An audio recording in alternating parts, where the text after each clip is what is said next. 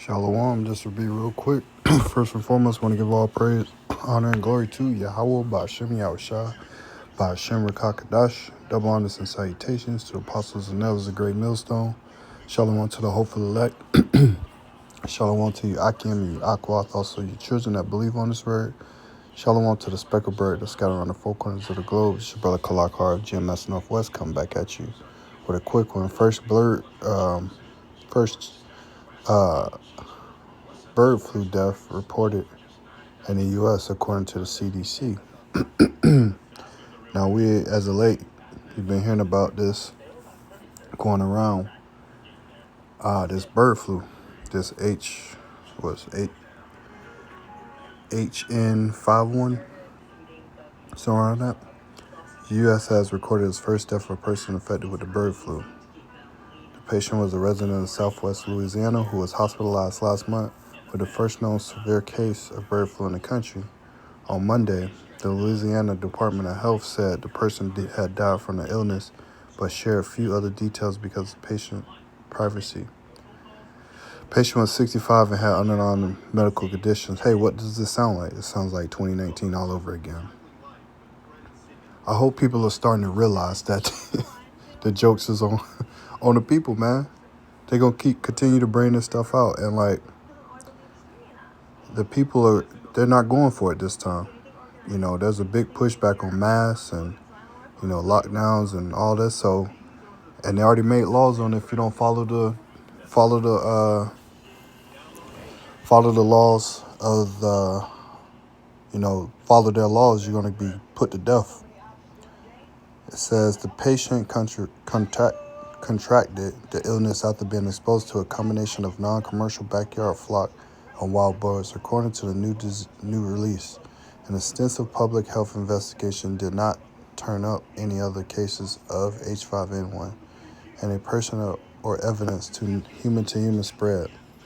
More than 65 people have caught bird flu during the current outbreak, primarily from the close contact while working with infected dairy, cattle, or poultry.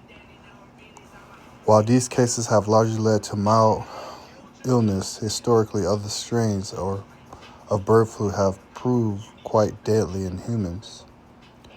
Of the more than 950 cases reported to the World Health Organization, about 50% have resulted in death. So this is along with what's going over there in China with salmonella, well, you name it.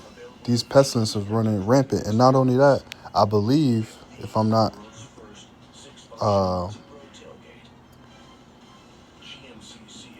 pestilence, January 21st, when Trump goes into office. How was your vacation, sir? I needed one. 10% loyalty program discount. That's $225 for the night. Not bad.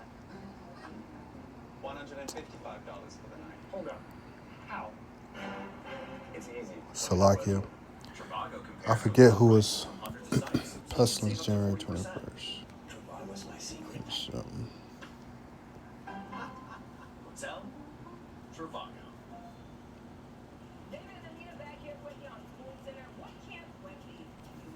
Salakia.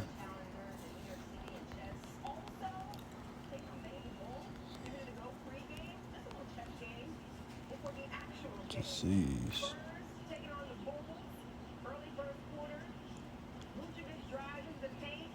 Salakia.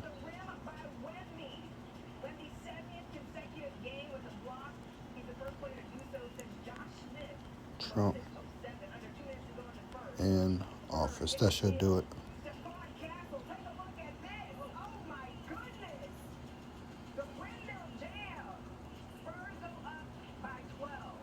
Is this it?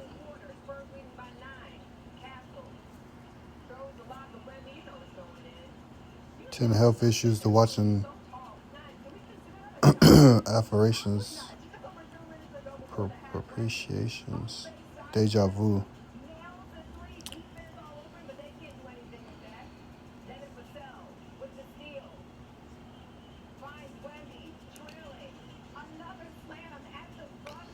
There was an article saying that as soon as Trump get in the 21st, there'll be 4 pestilence running rampant. But let's take a look at this. What happens if another pandemic strikes while Trump is president?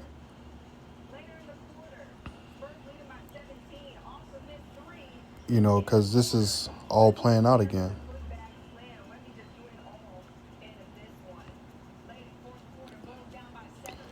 So, like I saw it earlier, but we can get a scripture. Let's get this. This is 2nd Edges 11. And I'm going to start at 42. This is 2nd Edges 11 and 42. It says, "For thou hast afflicted the meek, thou hast hurt the peaceable, thou hast loved liars, and destroyed the dwellings of them that brought forth fruit, and cast down the walls of such as did thee no harm. Therefore is thy wrongdoing or wrongful dealing come up unto the highest, and thy proud unto the mighty. The highest also have looked upon the proud times, and behold, they are ended, and its abominations are filled." So I'm going to read 45. It says, "Thou appear no more, thou eagle, nor thy horrible wings, nor thy wicked feathers, nor thy malicious heads, or the hurtful claws, nor any vain body." It says, "That all the earth may be refreshed, and may return, being delivered from thy violence, and that she may hope for the judgment and mercy of him that made her." You know, because America has been proud, man. America has been, running the show, through the wicked elites for a long time. And the Lord has looked on these proud times, and the Lord is judging this place left and right. He's sending plagues left and right. And he's going to continue to send those plagues, and they're not going to come out slack. The 2nd Edges 15, and I'm going to start at 10. 2nd Edges 15 and 10, it says, "Behold, my people are led to a flock to the slaughter. I will not suffer them now to dwell in the land of Egypt. But I will bring them with a mighty hand and a stretched out arm, and smite Egypt with plagues as before, and will destroy all the land thereof.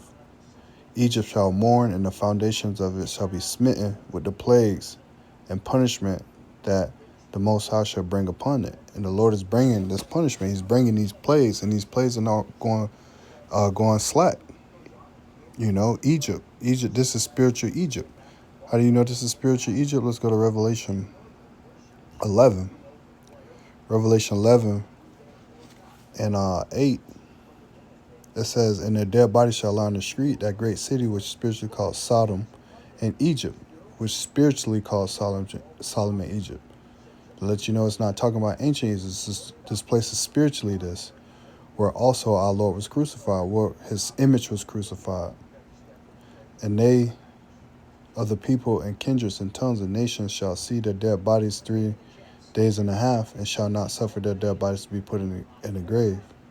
300-year 50 period. "And they that dwell upon the earth shall rejoice over them, and make merry, and send gifts one another, because of the 2 prophets tormented them that dwell on the earth." And that's us, the northern kingdom, southern kingdom, prophesying the downfall of Babylon the Great. But look at that powerful earthquake, 7.1. Hey man, the Lord is visiting this place. So with that said, I hope you're edified. I hope you got something out of it. Shalom. Hope to see you in the next video. Lord willing, operate.